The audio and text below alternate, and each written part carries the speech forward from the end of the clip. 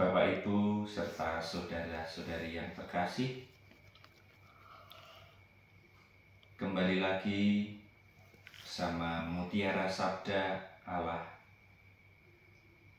pelayanan Prodiakon Gereja Santa Maria Bunda Allah, Lamongan Indah, Senin 3 Februari tahun 2025.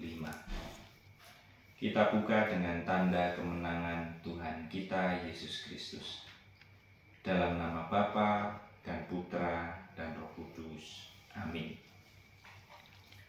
Bacaan Injil hari ini diambil dari Injil Markus bab 5 ayat 1 sampai dengan 20.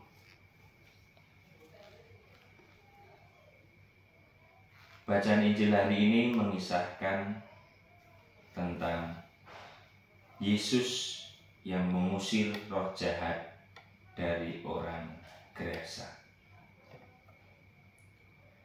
Setelah mereka melewati badai dan menyeberangi danau dengan selamat, Yesus dan murid-muridnya tiba di daerah orang Gerasa. Seorang yang kerasukan roh jahat datang kepada Yesus. Bahkan bukan hanya satu orang yang merasuk, tetapi banyaknya seperti satu pasukan perang. Orang yang kerasukan roh itu dikucilkan dan hidupnya terasing. Dia berlaku tidak normal karena roh jahat menawannya. Ia dapat memutuskan rantai-rantai yang mengikatnya, tetapi di dalam dirinya sendiri ia tetap diikat oleh roh-roh jahat itu. Kehadiran Yesus membuat roh-roh jahat itu tidak tenang.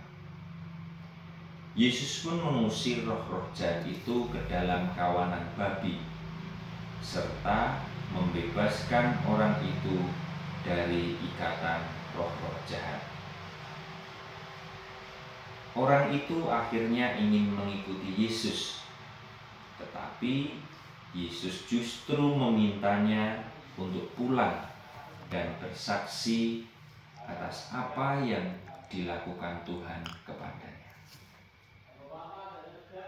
Ia pun pulang dan bersaksi kepada orang-orang di Gerasa dan seluruh daerah itu, yakni daerah yang belum mengenal Allah.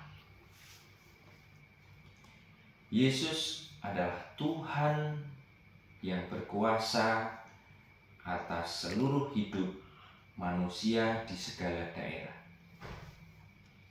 Ketika kita percaya dan menerima Yesus secara pribadi, Ia melepaskan kita dari semua ikatan dosa dan kuasa iblis untuk menjadikan kita sebagai milik Allah.